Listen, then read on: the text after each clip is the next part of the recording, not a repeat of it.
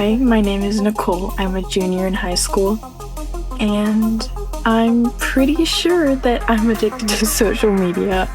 I currently am in 10th grade, and I wholeheartedly believe that I am a social media freak. Hey, I'm Ashton, currently 14, and I'm addicted to social media. I would say I spend 2.5 to 3 hours a day on social media. I mean like multiple hours. We have an epidemic on our hands, one that is affecting 90% of teenagers.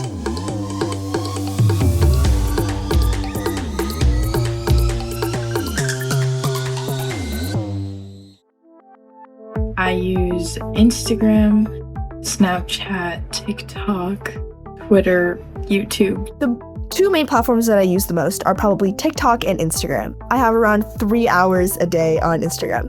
Saturday and Sunday weekends, probably like 4 to 5 hours. My average is around 5 to 6 hours a day. Social media has become a defining part of the 21st century. But before we look at where we are now, let's take a look back at where it all started. In 1997, with a site called 6 Degrees. 6 Degrees was the first website that allowed users to create profiles, add friends, and form groups.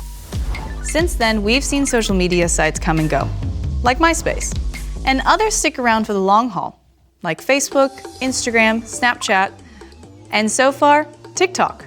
But one thing has remained consistent. People, especially young people, love to use them and keep using them. My name is Angela Lee. I'm a 6-year PhD student at Stanford University in the Department of Communication. Yeah, there's a lot of things that young people like about social media. There's always these social connections, right? Talking to your friends, following people on Instagram that give you inspiration for your hobbies. I think that there's a lot of things that I like about social media. Mainly, it's like the main thing is that I'm able to communicate with my friends. Like a lot of the communities are very nice. There's a lot of people that you can meet on social media that could maybe even change your life. It kind of cancels out loneliness, and that's because you can communicate with anyone at any time. I still want social media in my life. I think it's important to stay connected to at least my generation and everyone else because everyone's on it now. And one really consistent theme that we saw was that they really enjoyed that social media gave them an opportunity to learn more about the world around them. I think that social media is a very good outlet for me to express myself. I do YouTube tutorials. I learned how to play some guitar. I don't play guitar good, but I've learned a few songs on guitar through YouTube. Ukulele, I think I'm pretty good at ukulele. Learned that through YouTube. Singing, I've learned through YouTube. Knitting, I went through a knitting phase. Not anymore. I think I forgot how to do it. It was like 3 years ago. Connecting with others and learning new things. It all sounds good, right?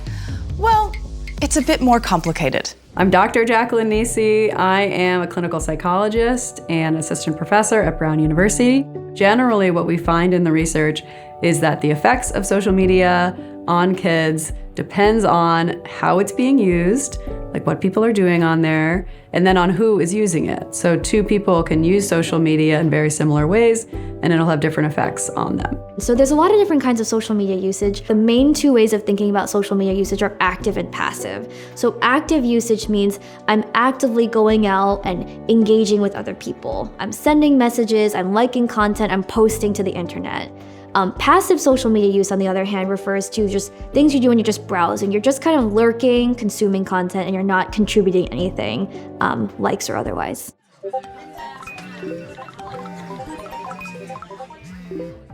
Over the years, you might think social media has gotten more fun. And sure, social media sites have added new features, created more appealing apps, and introduced new ways for us to connect with one another.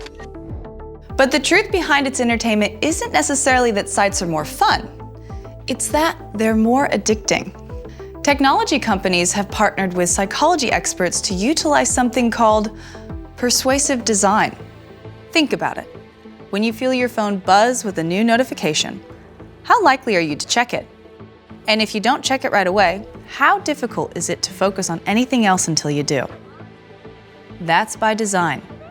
And it's what keeps us coming back to social media despite countless negative side effects.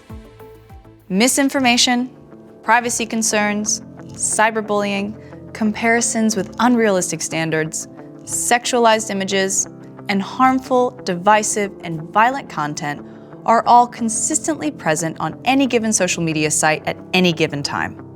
And as if these aren't bad enough in small doses, social media's complex algorithms are designed to keep people engaged, even if that's in a negative way. That means one harmful post turns into 2, turns into 10.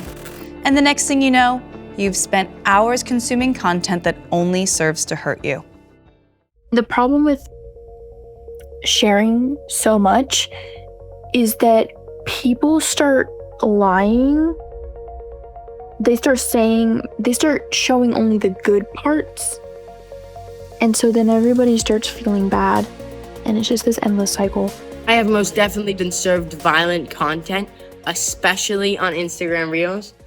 I think it's just like, it's so crazily complicated that it can just change an entire person's life in the span of like a month. Give someone a month, if they get on the wrong side of social media, I think they'll be a completely different person. Social media addiction is an epidemic, one we're still learning about. But unlike other epidemics, we have direct control over whether it spreads. And the first step to containing it is admitting that there is a problem. Now the question for you is, do you think social media is a problem? And if so, what can we all do to contain it?